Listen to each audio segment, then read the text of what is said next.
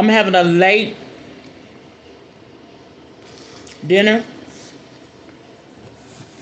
And I didn't want to be late any longer. So y'all just give me a minute. A couple more bites.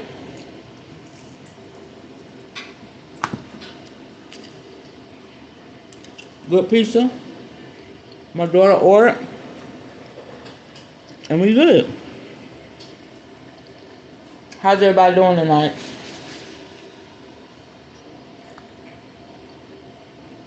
Um, this candle is burned all the way out.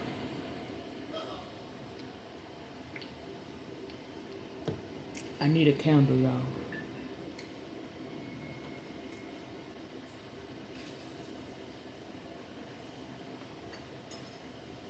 We're gonna get started in a few more minutes. If you need to go and go to the bathroom or something, go ahead.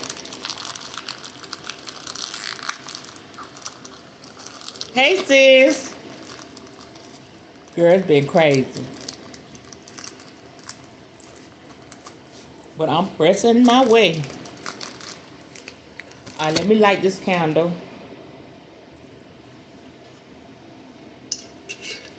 Look what I got from the Dollar Tree. Isn't that cute?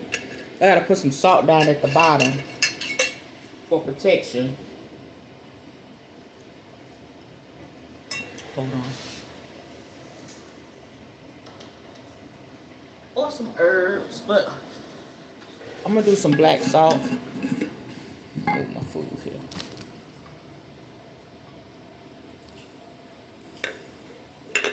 So y'all can see what I'm doing.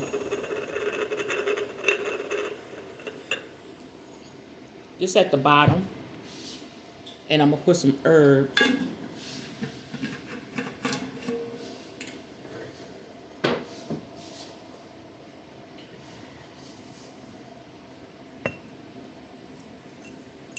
Some herbs I mixed together before.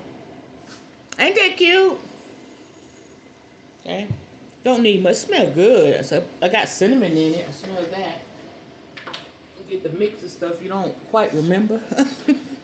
Everything you put in there.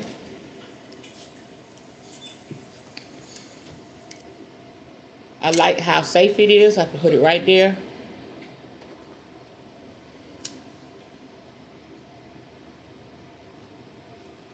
There you go. Yeah.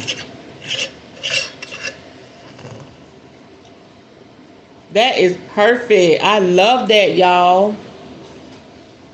And that's safe. And you know, I kept knocking over my big candle and getting wax everywhere. That I don't have to worry about it. I knocked that over. I'm really clumsy. Alright, let me get another bite. Then we're gonna get right into it. Okay.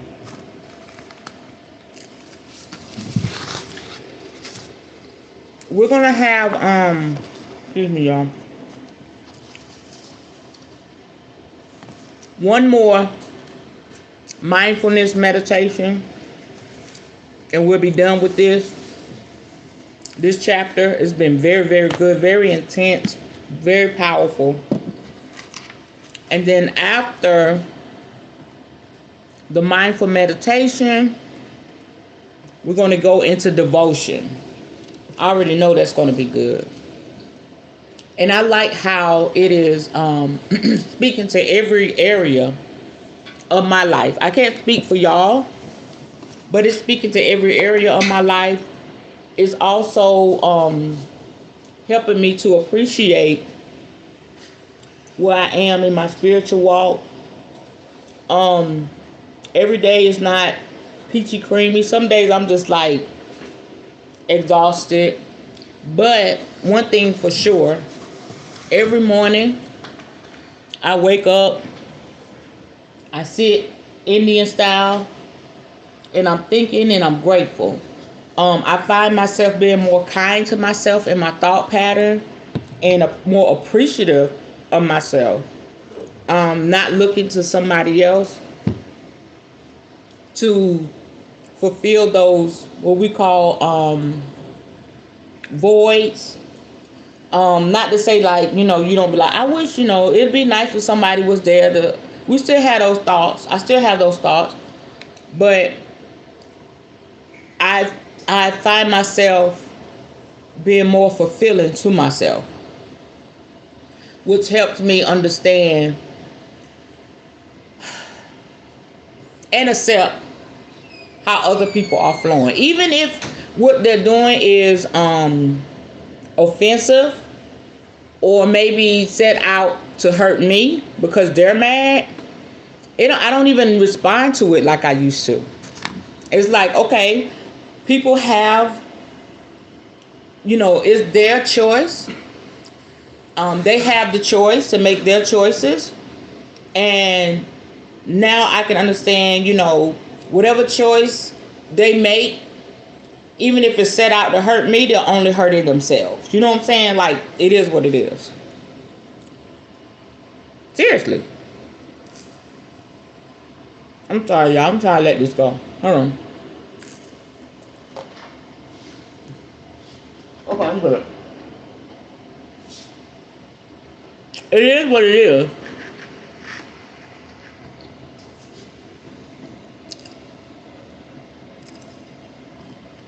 Because I'm learning that I don't have to be toppled over in pain because of something somebody else decided to do.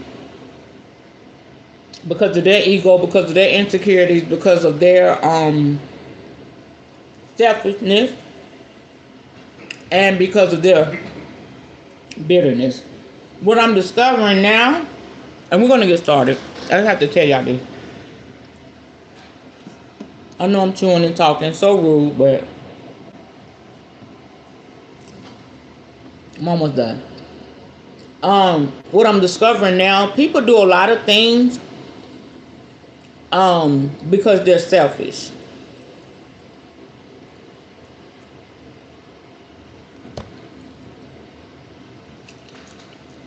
It has nothing to do with you, with your loving, giving, kind self. People do a lot of shit because they're selfish.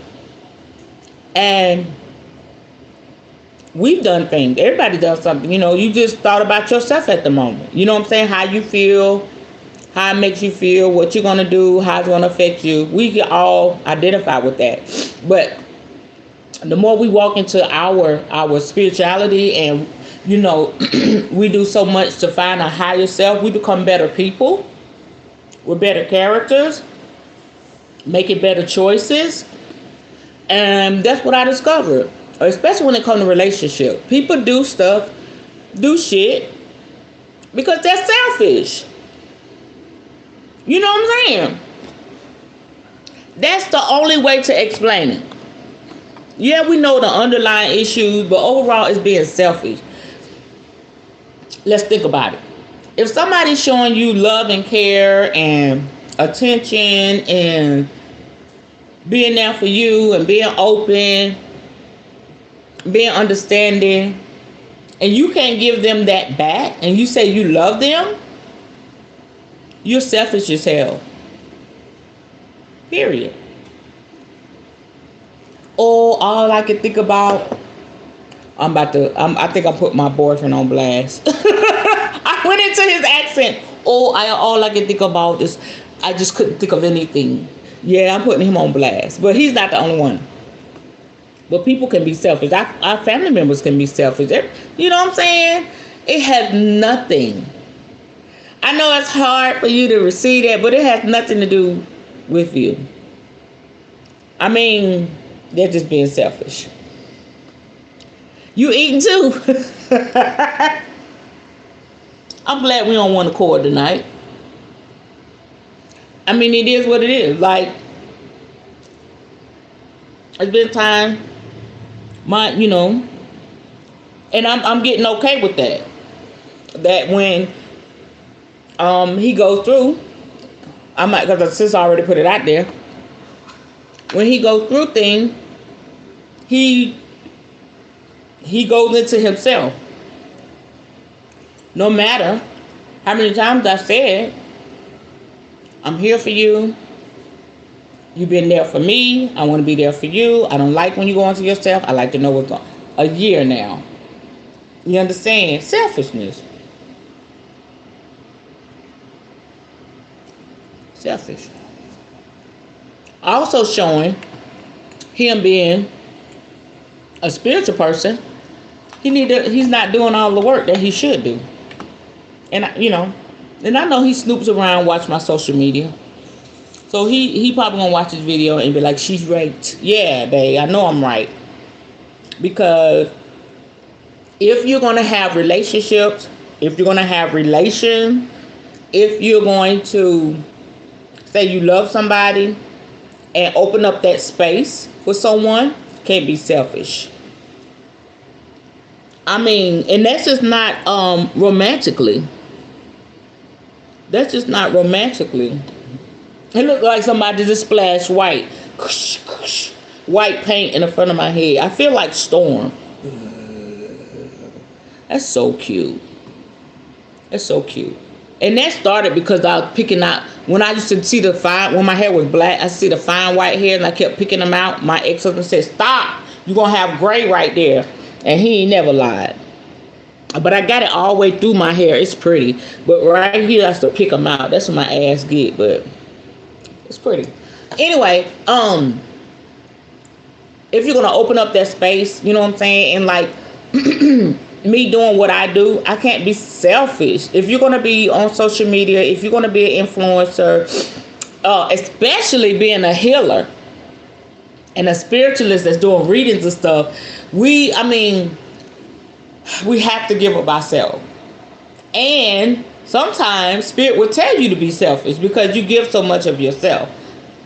But there is a balance of everything. You know what I'm saying? Sometimes I feel like I'm being stretched thin. But I can handle it because I remember having so much more responsibilities. I had my little babies. I had, my husband. I had, now I have so much space and grace, but still, it get a little busy some days. And some days I get lazy. You getting a little lazy. You need to step it up. I'm like, oh man, sometimes you just get tired. You be like, I've been on this earth 49 years. I'm tired, But meditation, mindful meditation, all the things that we're learning is for us individually. First and foremost, I would not dare tell somebody to come watch what I'm teaching and I'm not looking at it first, okay? You have to be the, partaker of what we're learning first and then pass it on to others. You know what I'm saying? So selfishness, I hear that. And Spirit really wants that message to get embedded in your spirit. It has nothing to do with you. It has everything to do with them. Yes, it affects you, but it's just they're being selfish. Period. Doesn't mean they don't love you. They're just having a selfish moment. She said, I have pulled back from everybody because of what you just said. I'll call them silver strand, the bling bling that only special people get. Okay, bling bling. Yes. With the youthfulness, come on.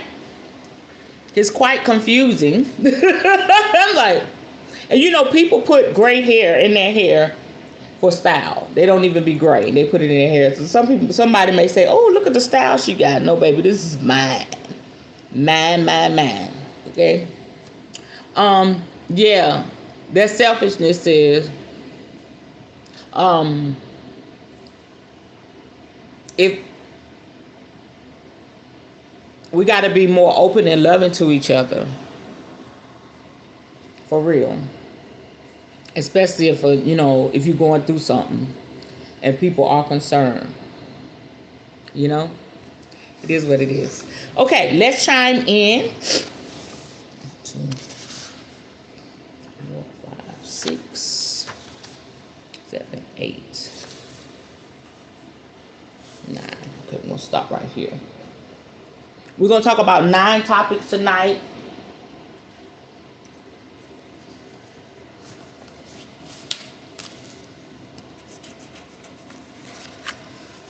Okay. I'm going to chime in. I'm telling you, it's really, really, and I know I'm all over the place, but, as Spirit is giving it, it's really, really making me appreciative of the person that I am, not despise or be upset about the person that I am. Y'all understand what I'm saying? Like, some wonderful traits about you, you can't stop it. You can't stop being loving. You can't stop being caring. You know what I'm saying? You can't stop being giving. You just have to learn who to give to and when to give. Some stuff has just been put in you. And if you're not doing spiritual work or understanding the behavior patterns of people, you'll start to be angry with the person that you are, because we've all been there like, damn, I shouldn't be so loving. I wouldn't go through this. Honey, I've been through that a lot. But this journey here and being out here with y'all, like I said, it's healing me.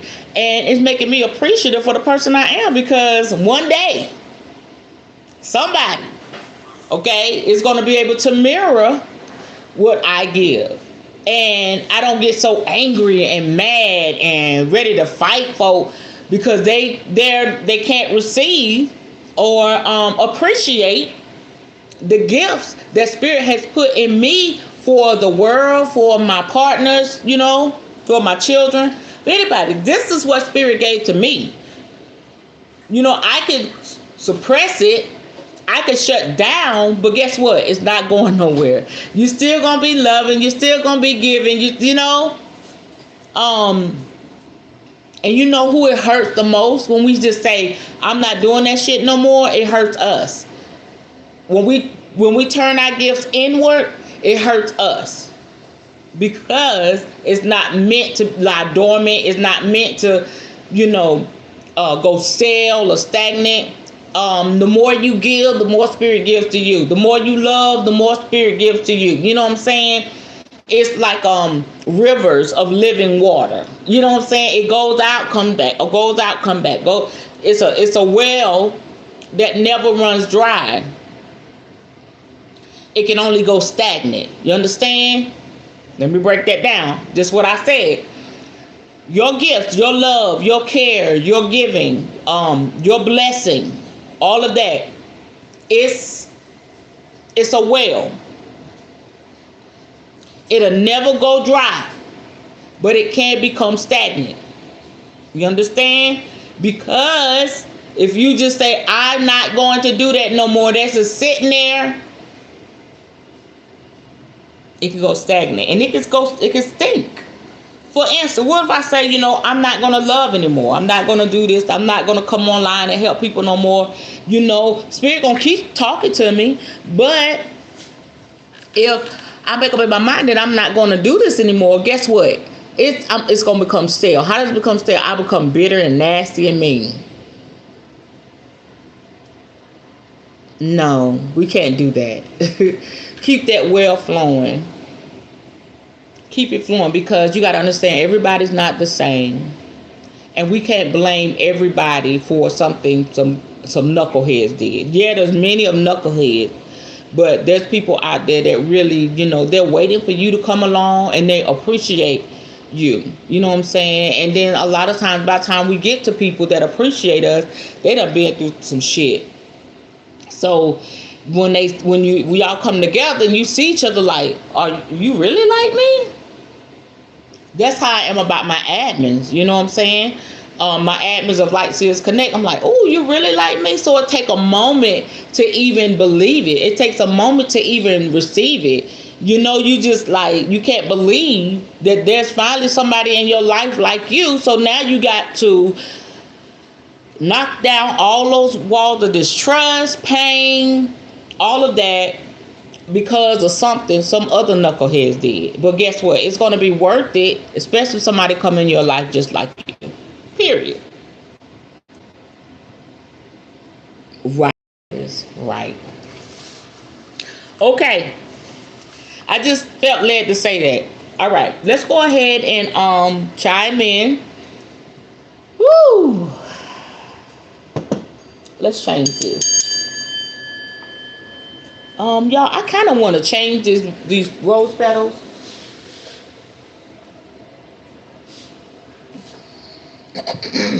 Put some fresh herbs in here. Dump these over here.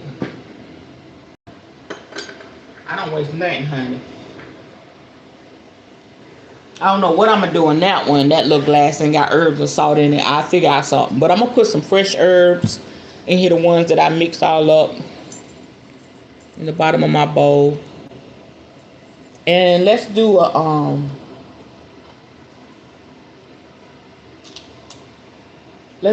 a clear quartz. All right. Put that down in there. We good. We're going to chime in.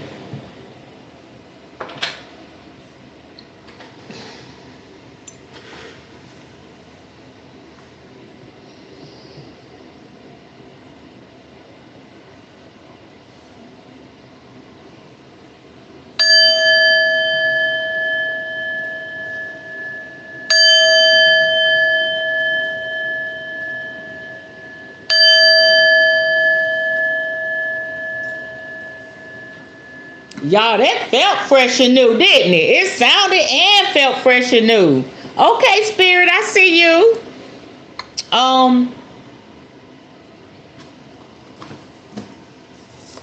Let's do an affirmation. I heard that.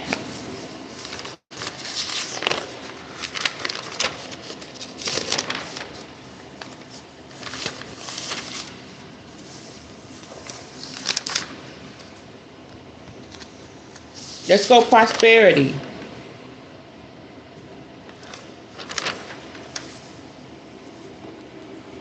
You've been looking for a sign, and this is it. Money is coming into your hand. Plenty and plenty of money. The ancestors, the spirit guides, have been waiting to bless you. Here we go. See yourself healthy. See yourself spending large amounts of money. See your car note being paid in full. See your mortgage being paid in full. See yourself withdrawing $10,000 to $100,000 of dollars out of the bank at a time. See yourself taking trips you've always wanted to take. See yourself on your dream vacation. See all of your debts paid. See yourself at peace and your health is A1. See yourself giving to charity. See yourself having a large retirement fund. Ooh, I'm feeling that, y'all. See yourself investing in your businesses. You will no longer spend money. Get rid of that term. You will circulate money. Money comes back to you 1,000-fold. Ashe. Oh, yes, yes, yes, yes. Glory, glory, glory. Hallelujah. Sometimes you got to be reminded. Well, you're going to tell you 2024 is the year of champion. 2024 is the year of putting people in their place. 2024 is the year of triumph. 2024 is the year of miracle signs and wonders. Listen, we got this. We just got to believe. All right. Intention. We're talking about mindful meditation. Then we're on part 4. Intention. The intention to be present and to understand all things as they actually are, free from any distortion, is an essential ingredient in deepening mindfulness and insight. Mindfulness practice seeks to foster a deeper understanding of peace, compassion, the nature of ourselves and all life, and the capacity to live in accord with those insights. It is the intention to see clearly, to awaken and transform that distinguishes the mindfulness of the meditator from the kind of attention a burglar may bring to a break-in, or I read this last night, but maybe Spirit wanted me to read it again, or a tightrope walker to crossing a bar. Clear intention cultivates exploration, investigation, and understanding. It frees us to explore our most complex emotions and inner processes and begin to understand them intuitively.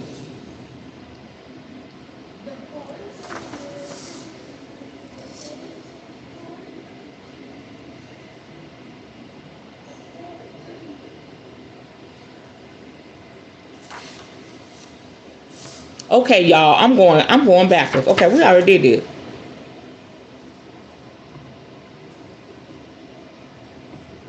Okay, I'm in the wrong place. But that need to be read again. Okay, here we go. Let's go.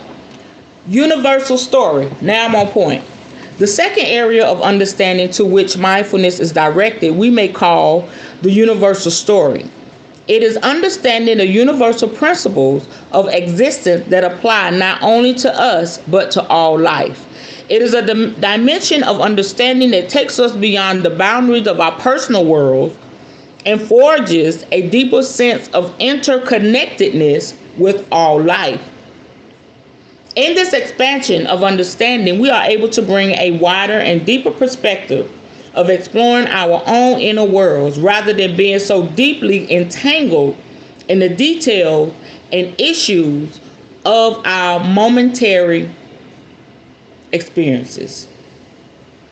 Wow. So that's saying that engaging in mindful meditation, listen, just what I was talking about, period.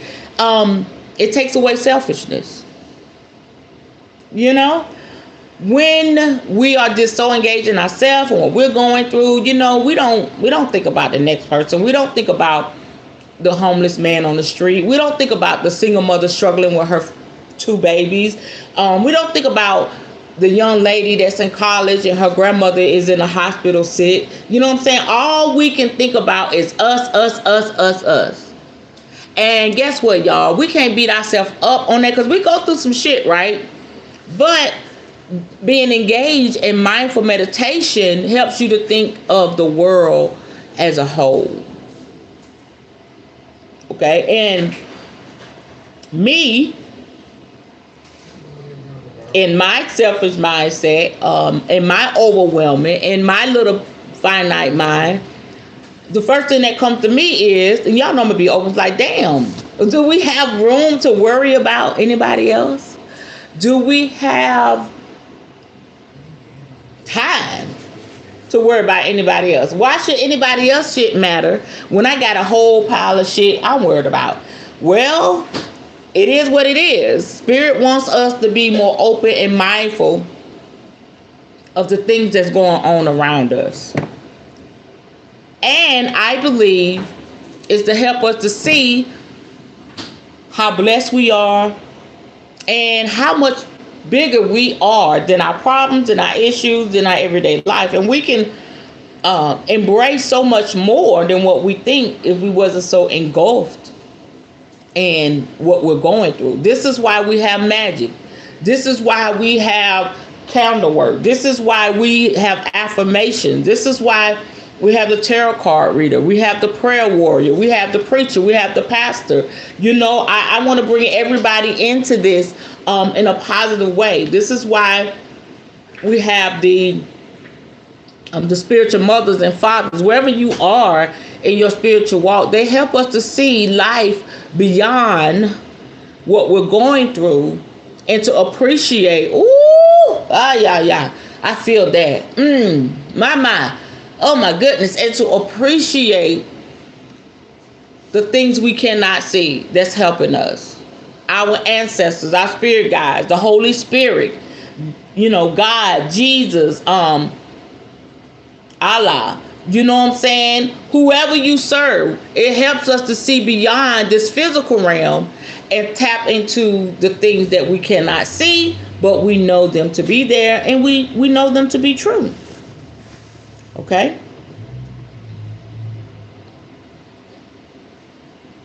Okay, impermanence. One of the principles to which mindfulness is directed, it is a direct and immediate understanding of the nature of change. Intellectually, we nod wisely and knowingly when we hear the message in all spiritual traditions that all things are impermanent. that whatever is born will also die, whatever appears will also pass.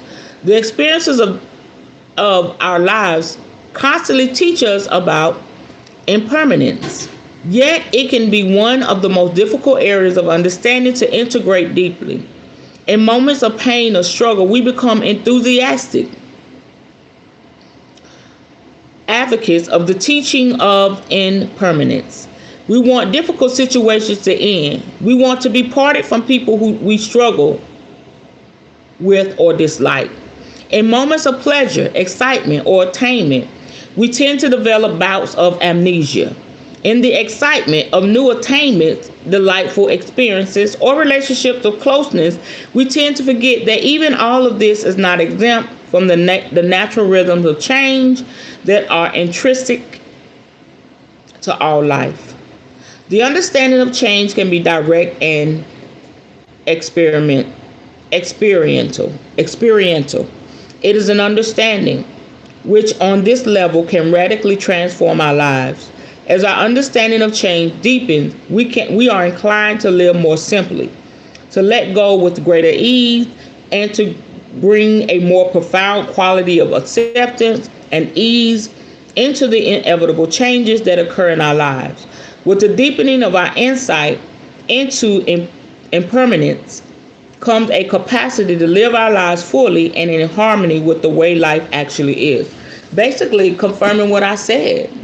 Like, we know that trouble doesn't last always. We know that happiness doesn't last always. We know that, all of this, life is truly but a vapor. And if we sit there and think about it long enough, I'm like, damn, I go through all of this to die. You know what I'm saying? I sit there and I think about that. I'm going through all of this to die. And then sometimes I'm like, why'd you even bring me here? Because that's depressing. So we can sit there in that, but knowing that, it helps us to understand, like, listen, live your life. Why worry about what people say? Why hold on to what people do? Appreciate every moment. Learn what you can and become a better person. And you're like, you let go of the thought, like, yeah, I was born to die.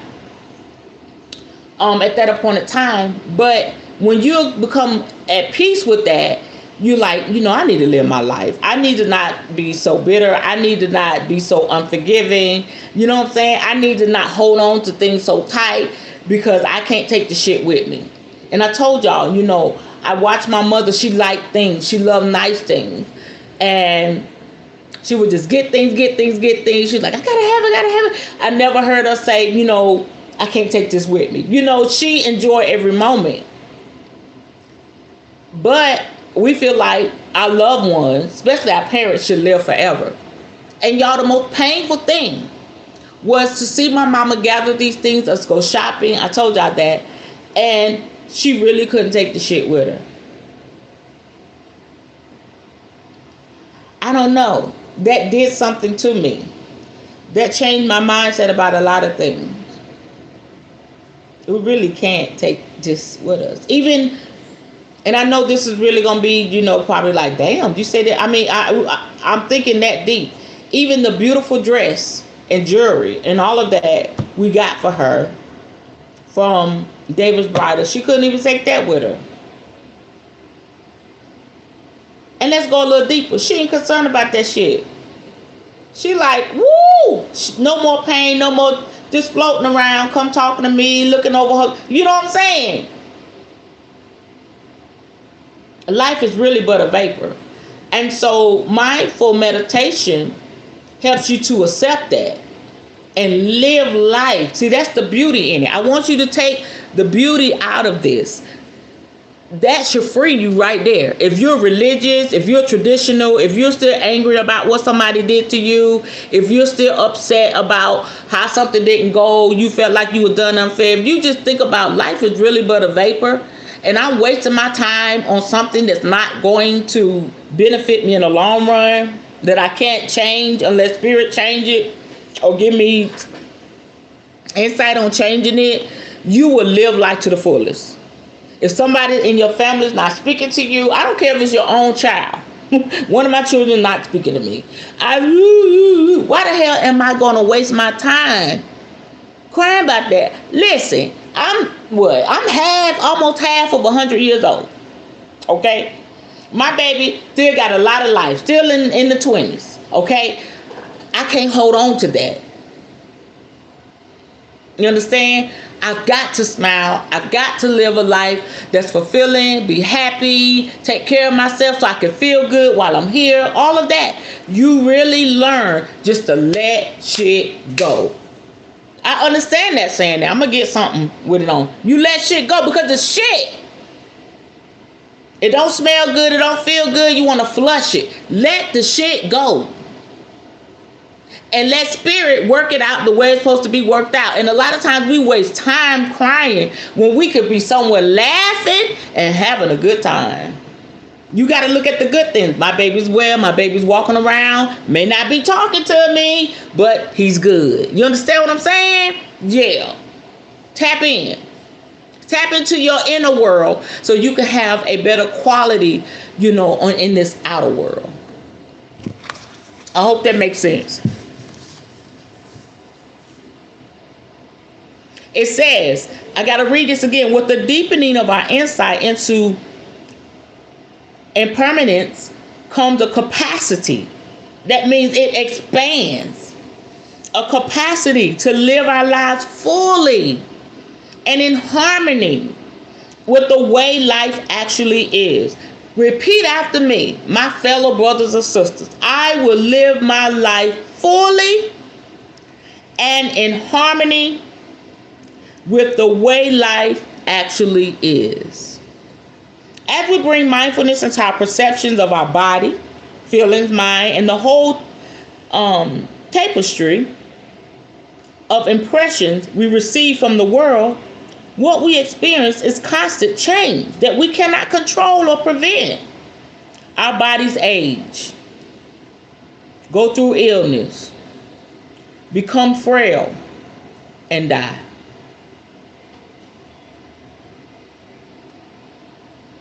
Ooh.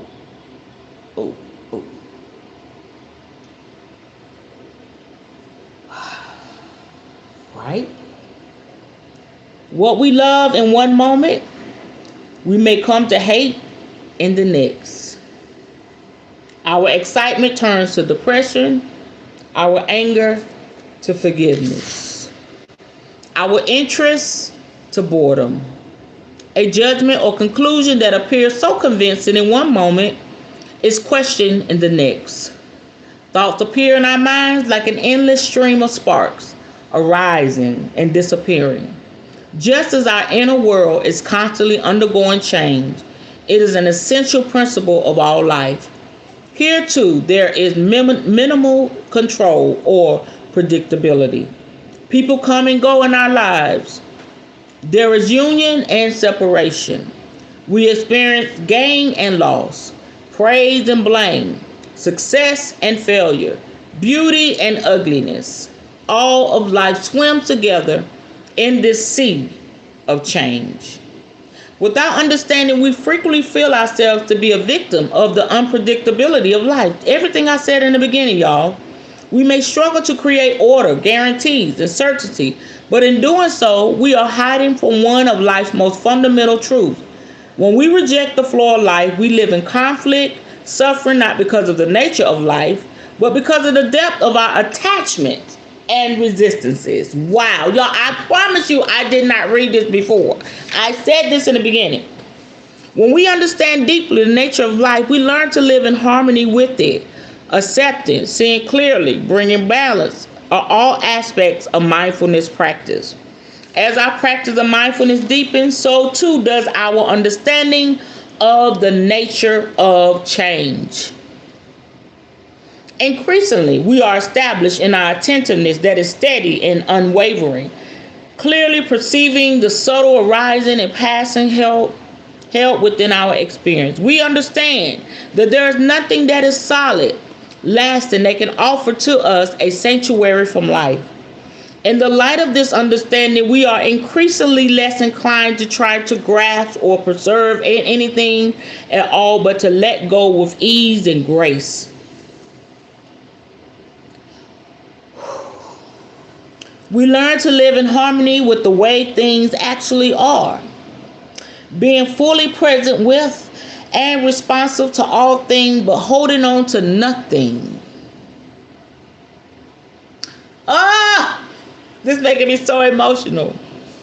With this ease of being that emerges, there come true depths of sensitivity, appreciation, and clarity of vision. Just what I said in the beginning. Let me tell y'all something.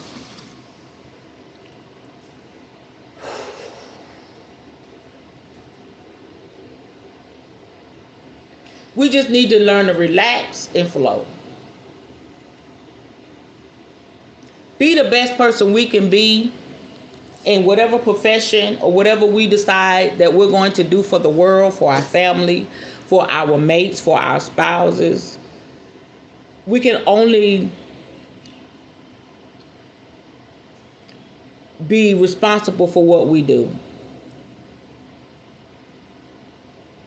And I believe people that are what we call set in their ways, they really miss the quality of life because they're trying to stay stuck in that one way. And you notice people that are set in their ways, some of them go half-ass crazy. Some of them are really sick. Some of them are alone and bitter because they refuse to embrace change. They refuse to accept life the way it really is. If y'all don't get nothing out of what I'm saying, what I'm teaching, I want y'all to really just open up and accept life the way that it is. Of course, make those necessary changes the Spirit is giving you to make. Embrace, but as it said, learn to let go with grace and harmony. Just let it go. We can't make people stay. We can't make people do. We can't. And you know what else I thought about? I thought about people that have their soulmate. How beautiful, how special that is to have someone in your life that's going to be there till y'all die. That's beautiful. That's truly a gift. Because there's some of us out here, going through divorces and, trying to figure it out. But some people have really been blessed with the gift of having that significant other in their life to their die. I read a story of a couple. They went through life, was married for many, many years, went through life together, and they ended up dying together.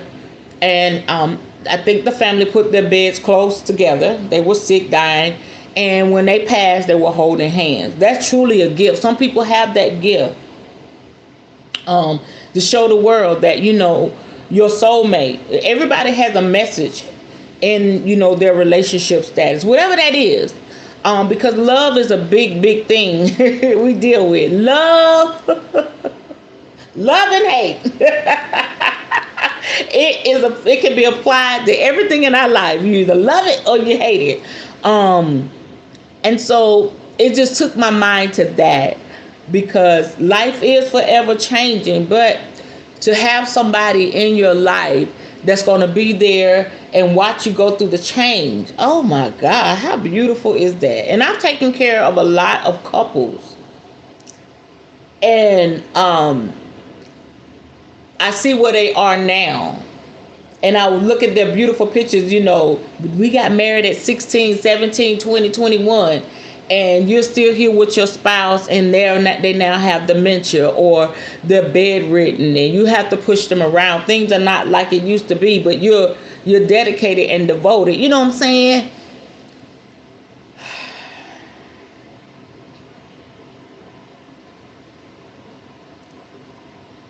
I'm emotional, y'all, because we hold on to shit. We hold on to stuff that don't even matter.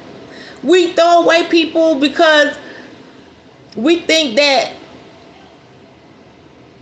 it doesn't matter. We walk away from people when they really need us. You know what I'm saying? Like, what is that? What is that? So I see these people bounce. Okay, they see some people just don't want to deal with change. So they bounce from person to situation, church and stuff. But guess what? Your ass gonna get old and you gonna get tired. And you're gonna want somebody there for you.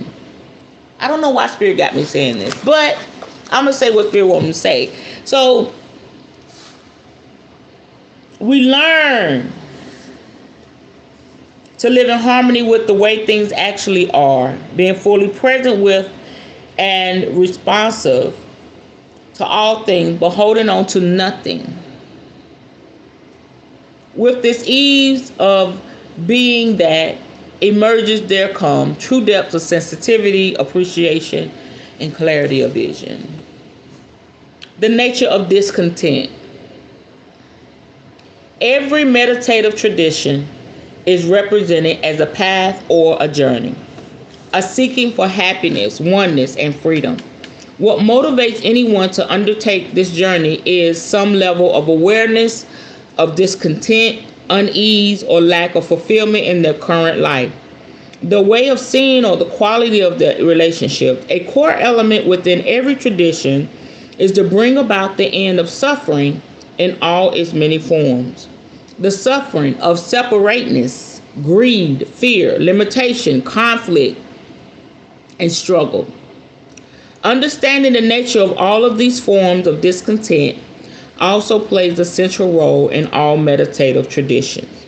Meditation is not a rejection of life with a tapestry of pain and pleasure, nor does it attempt to serve as an anesthetic numbing us to life. Meditation is not an escape from life, but an understanding of it. There is a whole range of pain and suffering that none of us can avoid.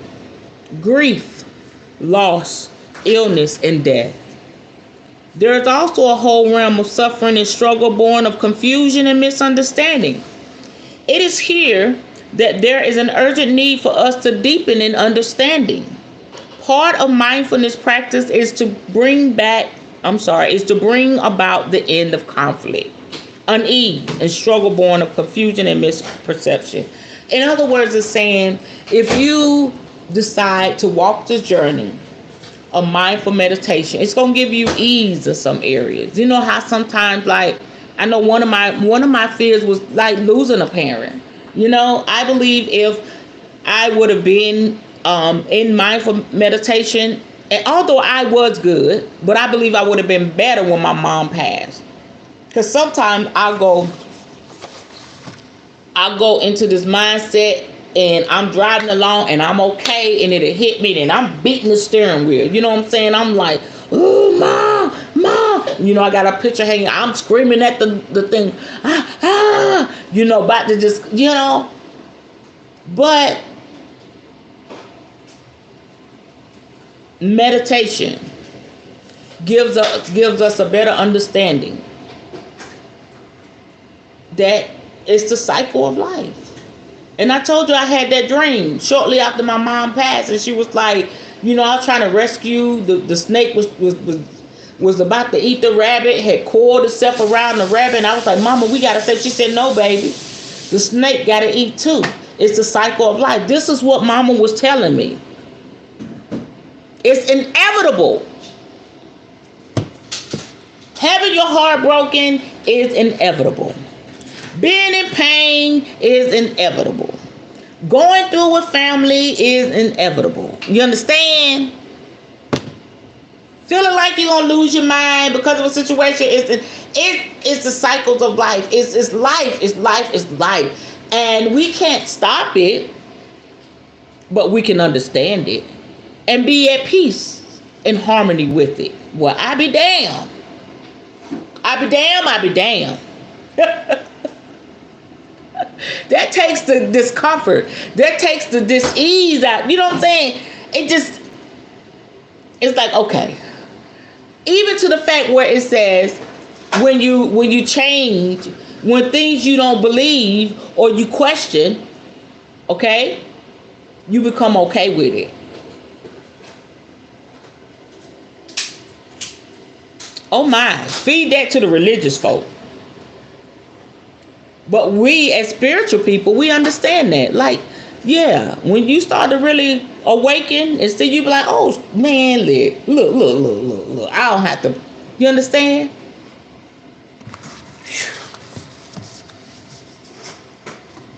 My God. Cultivating a clear awareness of the nature of suffering in all of its many forms is a central theme in all tradition. This awareness is not intended to lead us to blame or despair, but to motivate us to seek compassion and the end of suffering. Poverty, violence, hunger, homelessness, and loneliness are obvious levels of suffering that affect countless people. Meditation is not a withdrawal from the actualities of our world, but a compassionate opening to them. There are subtler ways of discontent and unease that exist not only in our external world, but that we carry within ourselves in patterns of anger, fear, or alienation. Here too, mindfulness is brought, not as a means of dwelling in discontent, but as a means of understanding the nature of discontent, and discovering the pathways that will lead to the end of conflict and struggle. There is much discontent and sorrow that is born out of not deeply understanding and accepting the intrinsically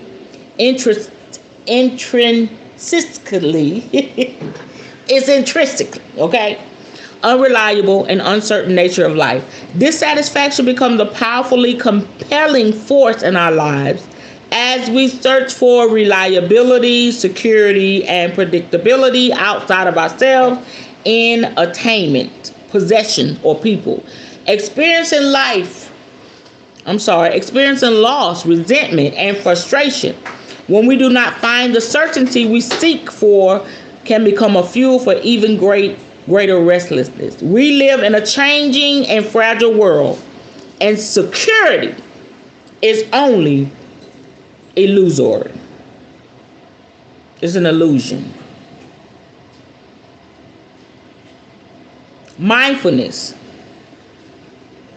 can transform our relationship to this changing world that carries both pain and pleasure. Instead of fleeing from or fearing pain and endlessly pursuing and trying to capture whatever appears to offer pleasure and promises of safety and satisfaction, we learn to open to and understand what is actually occurring in each moment. We begin to see not only the truth of each moment, but the ways in which both avoidance and grasping create suffering for us. In meditation, we may well experience peaceful and joyful states that inspire and delight us. We will also experience moments in which we are deeply aware of the dimensions of discontent we carry within us. There is no rejection of these places. In the midst of the challenging and disturbing, we learn not only about the nature and the causes of suffering, but also the pathways to it end through balance, understanding, and compassion. What it's saying in a nutshell, when you begin to embrace these things, say for instance, I have to go here, you have a family member that's in the hospital and they're dying. You're not practicing mindful meditation, you're in religion, and you got everybody praying. Everybody pray. But your loved one is tired. Your loved one that been to all these operations and everything. There it is, the selfishness. But as a spiritual person, you should be at a place where you say, it is what it is. Auntie, uncle, my brother, my husband, my best friend, they're tired. They fought a good fight. And you become at peace with that.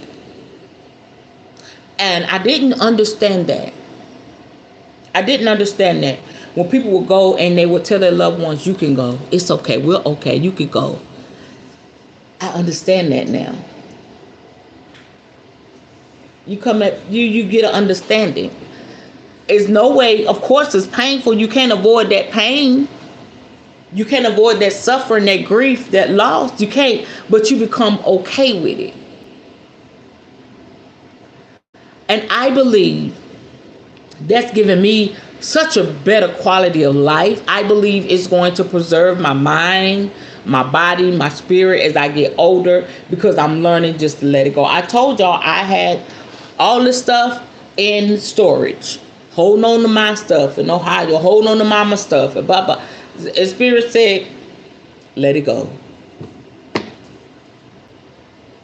And what I do, I let it go. All that money I wasted over 5 years time span. You know, I could be probably in a damn 3-story house somewhere. But we've been taught that when we lose something, we fail. We've been taught if you lose something, somebody's going to feel some type of way about it. If you lose something, you know, you can't get it.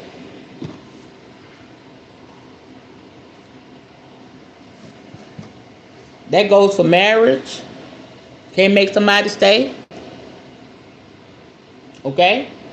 We just got to learn to let go. When I say that, the preacher, okay, let go and let God. That's real shit. We sing it. We love the song. But this right here is breaking it down. Let go and let God. And when you do, I don't know, it just does something to the quality of your life.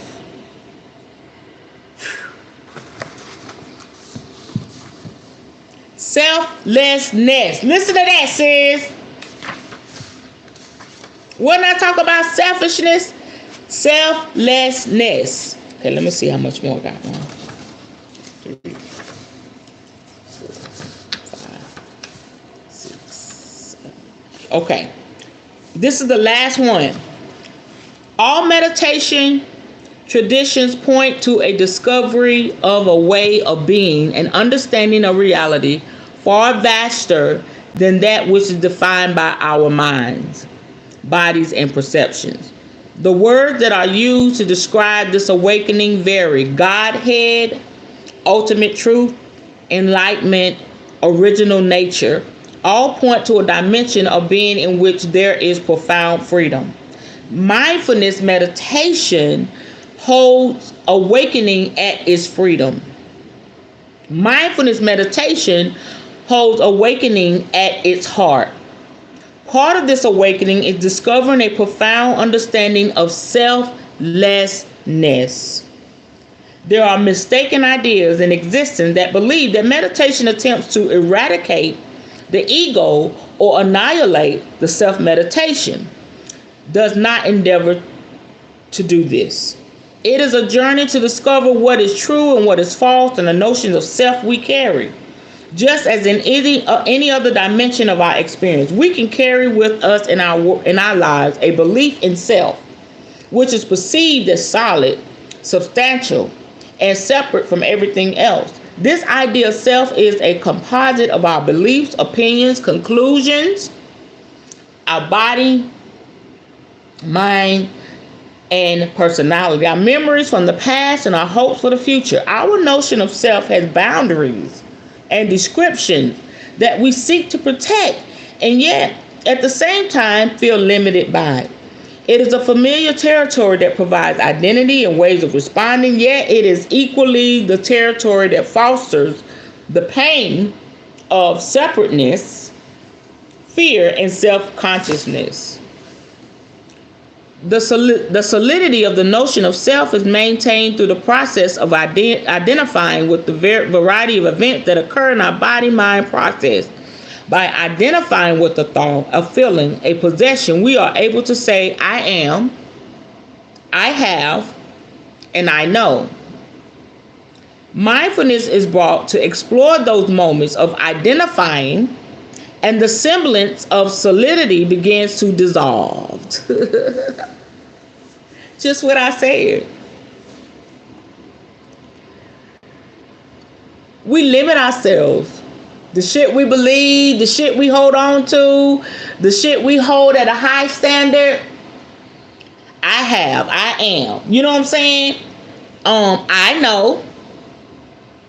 But engaging in this type of meditation makes all of that dissolve. Because we know that life is but a vapor, and anything can change in the twinkling of an eye. We penetrate beneath the layer of concept and experience directly seeing, hearing, thinking, feeling, and touching. Much of our experience is not chosen or selected. Thoughts, sounds, sensations, and sights arise because of conditions. We don't tell our ears to hear, nor can we tell our bodies to experience a selected sensation. That which we tend to think of as me, quote unquote, mine, quote unquote, is a changing flow of experience. There is no one, quote unquote, who will separate from that flow. No controlling center, no director of operation. The insight that lies at the core of this discovery is that none of the processes we call self, quote unquote, body, feelings, perceptions, reactions, or mind are enduring or solid. It's going to change.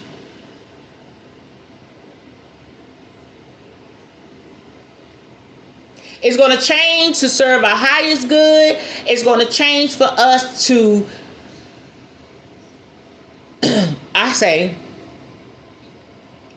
for us to choose one or the other. If something changes for the bad in our life, that's up to us to have two choices: to continue with that or to choose something better. Period.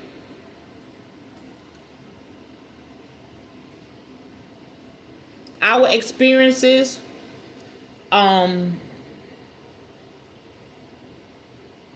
unfortunately, we don't always choose better. We've been taught to choose what's going to make someone proud of us, what's going to make us look good in the opinions in light of others because of where we are or our position in life or our, our leadership status, We don't always choose what's going to benefit us in the end. Unless you come to this place where I am now, and many of you are now, like, F it. F those people. This is my life. And I have some of my cards said, my oracle cards said, this is my life, live it to the fullest. It is what it is. And again, that adds to the quality of life. You wearing yourself out holding on to something that you don't even want no more. You holding on to something that ain't even serving you no more. You holding on to something where you're not even happy. You know what I'm saying? Add to the quality of your life. And you may be in a place like, I let stuff go and people are still judging me. People are looking at me. You're still in what people think. You're still in their energy. But when you become okay with the decision that you made to better serve you, that is when the quality of life begins. That is when you truly become healed. That is when you truly begin to just live life like it's golden, like Jill Scott said. Baby, at the end of the day, it's all about you. It's all about your experiences. It's all about what's going to make your heart lighter and what's going to bless you as an end result. I've noticed one thing that I cannot stand when it comes to religion is that they teach people, hold on, especially in marriage, hold on, for better, for worse, for sickness, for okay. Why? Can we get an instruction manual with that? Because some people feel like, wow, the shit. I'm gonna just leave right there. The shit they allow another human being to do to them, holding on to for better, for worse, for sick, you know what I'm saying? And that's life changing, not you abusing me. You understand? I want to break that down. When it says for sickness, for better, for worse, for sickness, for health, for richer, for poor, that's life changes, what the book is talking about. That shit you have no control over. Okay, you're going to be with me when my hair is black. You're going to be with me when my hair is gray. You're going to be with me when I'm youthful. You're going to be with me when I'm old and crinkly. That's marriage. But it does not mean you abusing me and misusing me and cheating on me and giving me diseases and talking to me any kind of way and beating down my self-esteem and ignoring me and not giving me what I need and loving me like I need to be loved. That ain't what that is. And I'm going to start preaching that. The Spirit just giving me that.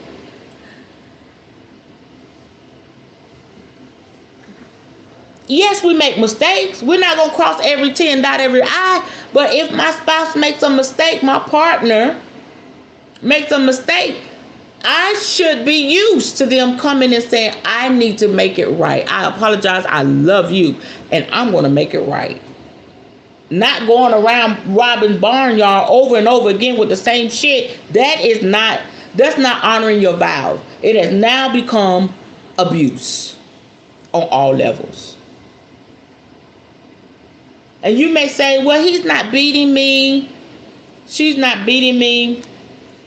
But if your spouse is, if y'all don't have even if you do have an open relationship, but if your spouse is going outside of the marriage, that is abuse. Because now they are endangering your life. It's already effing up your mind, how you feel. You know, am I good enough? Do I look good enough? Are they attracted to me? So now they're endangering your life. They're just laying with everybody. And coming back to the marriage bed with this bullshit. So religion has effed us up. Most of the stuff that I'm healing from is religion.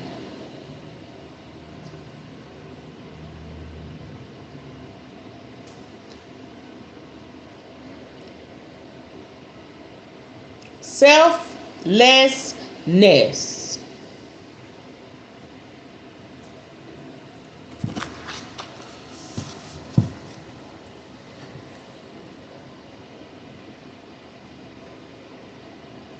Our idea of self changes in accord with whatever process is most predominant and identified with. We say, I am angry, sick, excited, bored. What we are describing is a changing notion of self determined by what has been isolated and identified within our changing world. This is an understanding to be known experientially.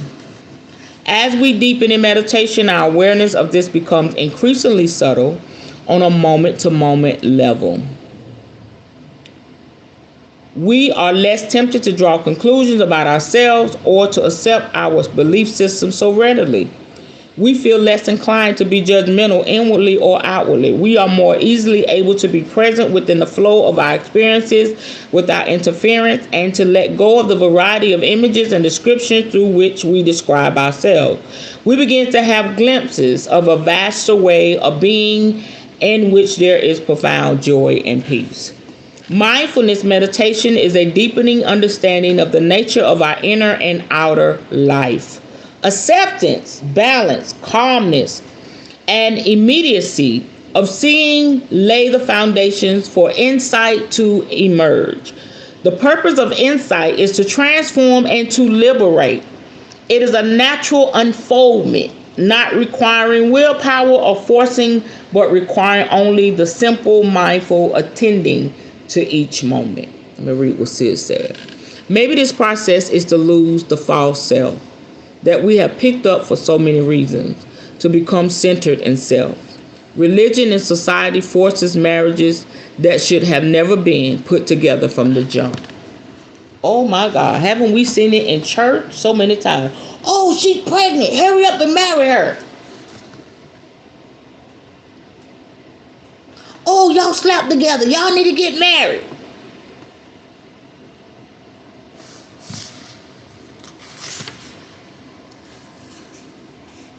Period, sis. Period. It's the truth.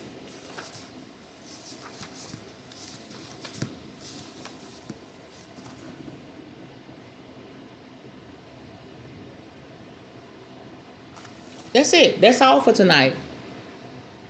I mean, it's so heavy, but it's so freeing.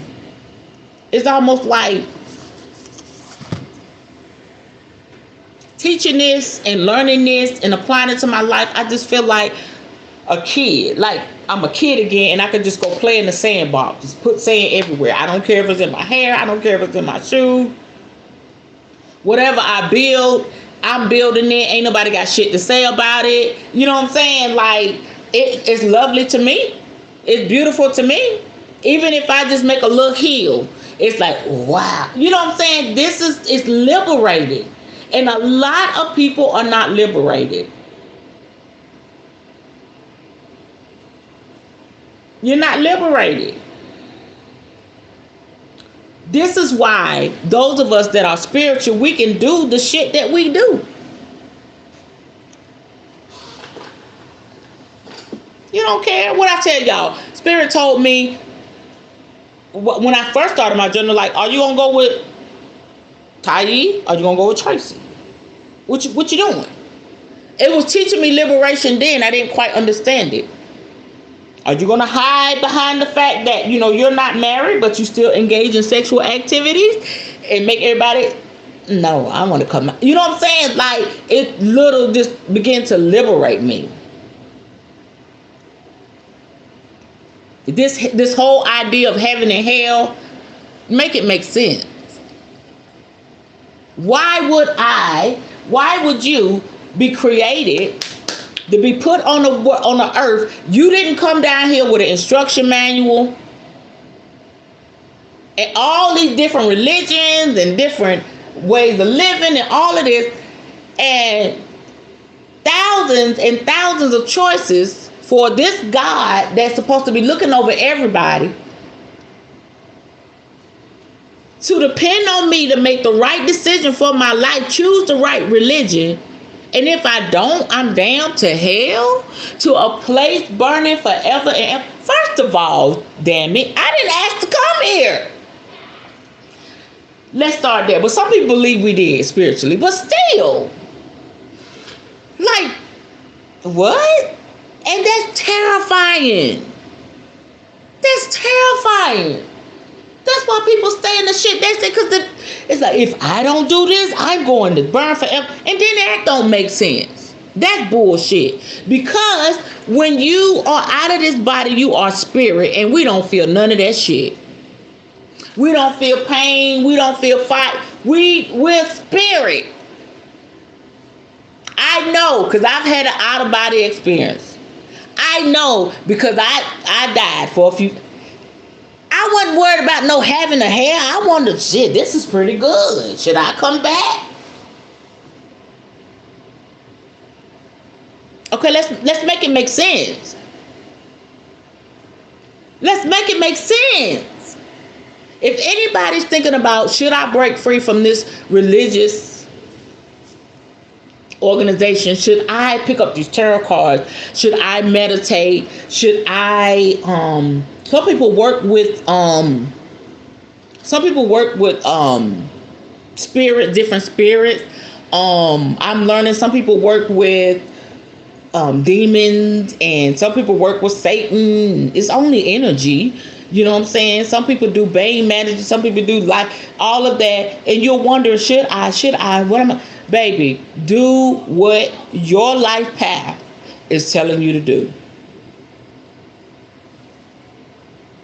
And be free, be liberated. Because this whole idea of heaven and hell, I told him to kiss my ass on that a long time ago. Because it didn't make sense. People fearing dying more than they fear living. I'm going to burn. And this whole thing, the demon's going to torment you. And that's so unfair. Because we spend however long we're here, some people 40, 50, 60, 70, 80, 90 years trying to figure this shit out. And if I don't figure something out what I think I'm supposed to figure out, I'm going to burn and be tormented. That's so unfair. And I've already been tormented and everything on this earth. In this, that's so fucking unfair. And I have to say it just like that. This is where I'm at.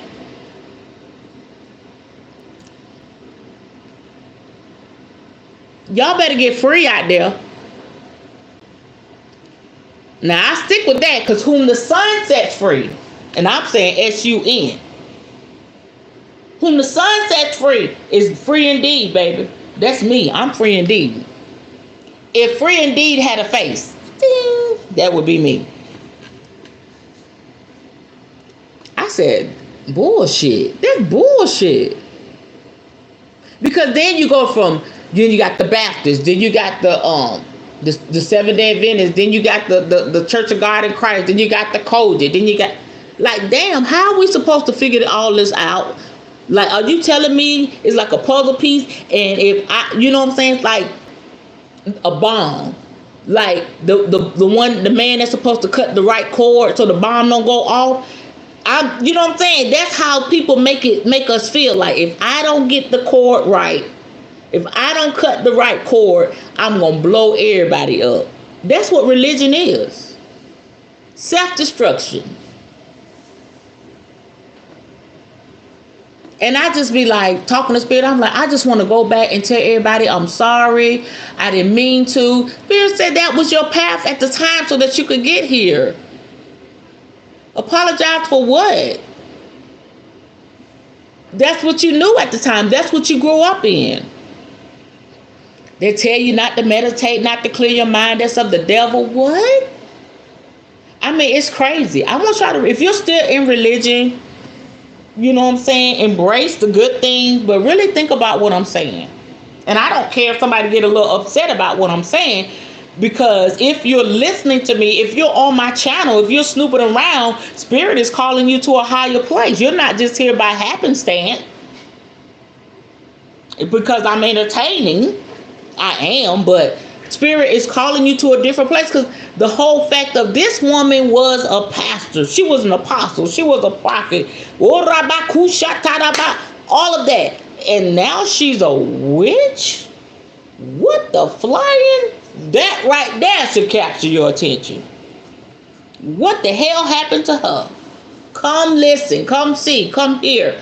And hopefully I can be that voice to liberate you into the freedom that Spirit is calling you to, so that you can walk in the fullness thereof, honey.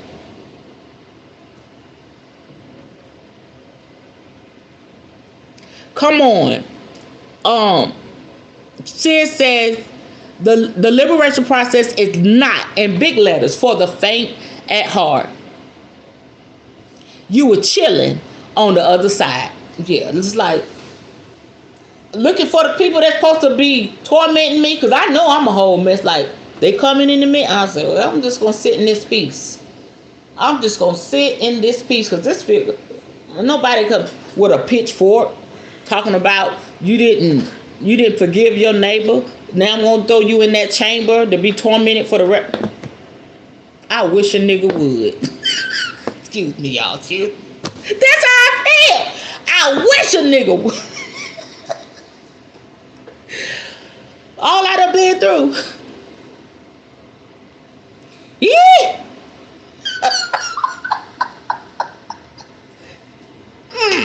That's how I feel. Nigga, ignorant. That's ignorant.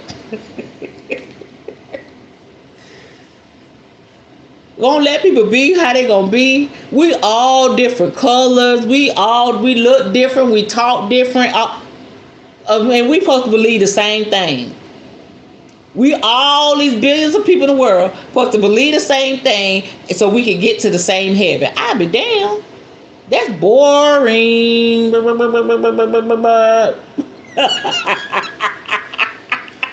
Give me some spice. Okay? When we all get to heaven, what a day of rejoicing there will be. Stop playing. Stop playing with me. Stop playing. Don't play with me. Yeah. So that's it. That's what we doing over here. We free. We free. We being free. We teaching people to follow their path. This is the beauty of it all.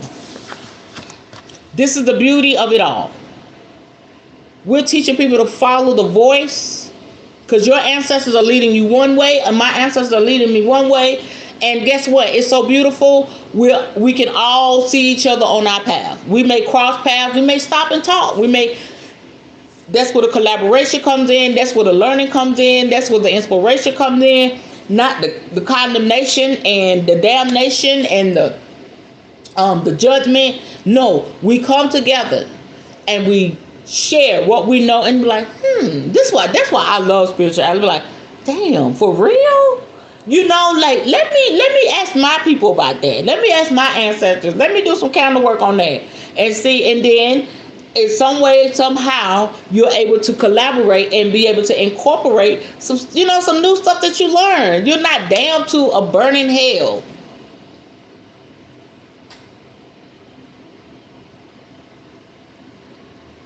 If that's the case, why not make everybody the same? Why did this thing do it? It makes me feel like, and I'm almost done, it makes me feel like, okay, if there's a big God out here and he created all of us, why he just say make us obedient? This program is the same. So we wouldn't have to go to hell. You know what I'm saying? Just like I'm a mother. When my kids was little, I didn't treat none of them different. I wanted them all to feel love and feel special. Ain't no way in hell I'm going to set up one child to be unsuccessful and then set up another child to be successful. I'm going to give them all the tools. I'm going to give them the same tools, the same thing, so everybody can go the same way. Everybody feels special. Because that shit don't make sense. I mean, this young lady grew up in the hood, and her grandmama was the Baptist. She went to the Baptist church. This young man grew up in the suburb, and his parents are Catholic. Give me a fucking break.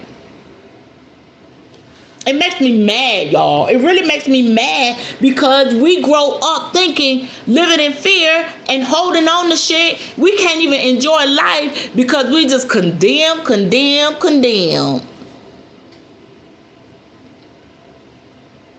The voice within, that is spirit. So them saying that is wrong is saying spirit don't know what she doing. That part. That's it. And I'm gonna keep talking, and because I always had that thing about being free.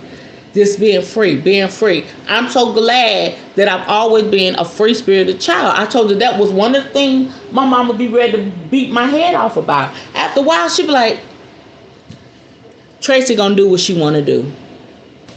And is, because I don't care how much you beat me, I'm gonna still be like,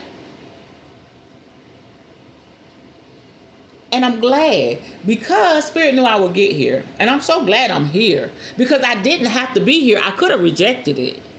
I could have still been living that fake life, being the great apostle, but then over here doing spell work, talking to the ancestors, seeing the dead people, and just like, I ain't saying shit to nobody. I'm going to keep preaching and I'm going to keep prophesying, living in torment. My own self-made hell. There's so many people, they got their own self-made hell because they won't embrace, like Miss Full Roller said, they won't embrace what Spirit is saying to them. I have a friend that have preacher friends that know the truth about the Bible, and why do they still preach it? Because that's what they paying me for. So you up there straight lying. Because you've been a preacher all your life, you're going to keep lying to the people, and you know what you're teaching is a myth. What type of foolishness? I can't do it. I can't do it. But mindfulness meditation. I'll see y'all tomorrow night. We're gonna conclude.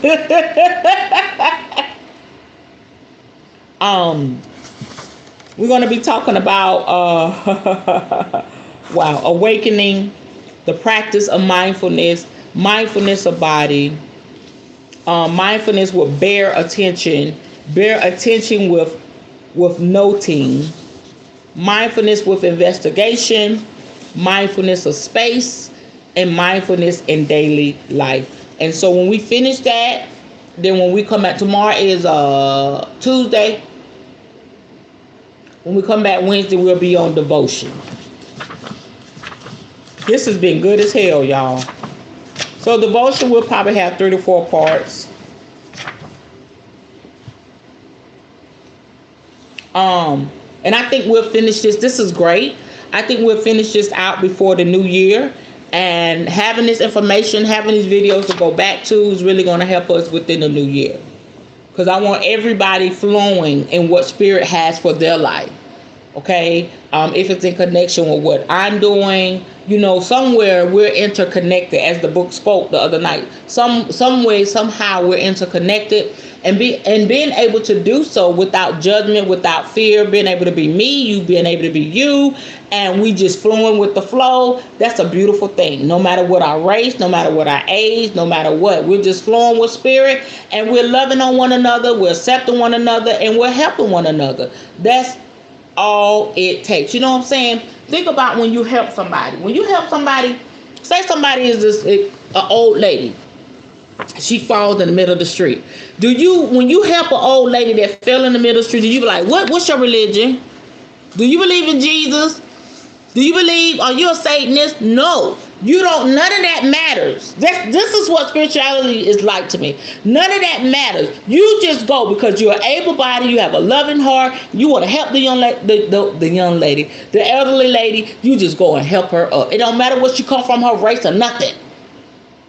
That's what spirituality is to me. I don't care. Whatever I got to be a blessing to you, that's what we're doing. Period. Now, if you smell good, I'm like, what's that fragrance you got on? And if you single and fine, like you single. I'm just saying.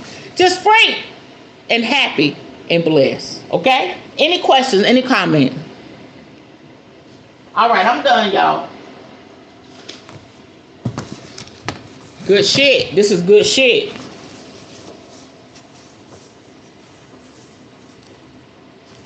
I love it. Hold on. Okay, I folded the page. Okay, I'll see y'all tomorrow night for the conclusion of mindfulness meditation. All right, here we go.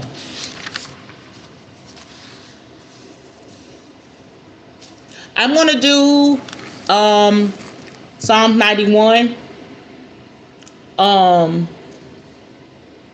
protection, because you know those low vibrational spirits don't want us to get this type of freedom. You know what I'm saying? So I'm gonna do my Psalm 91. Okay, let's go. I attach Psalm the 91st chapter to this prayer declaration because I am a child of the Creator. Thank you, Spirit, for delivering me from the snare of the fowler and the noisome pestilence.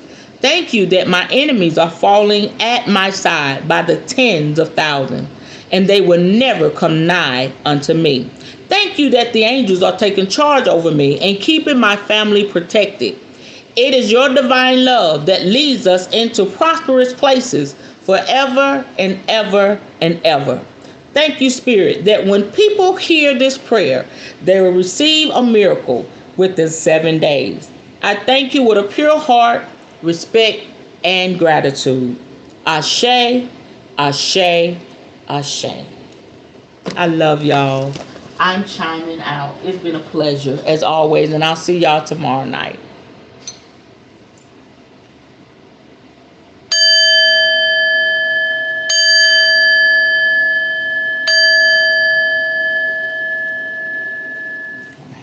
Bye-bye. Good night. I love y'all.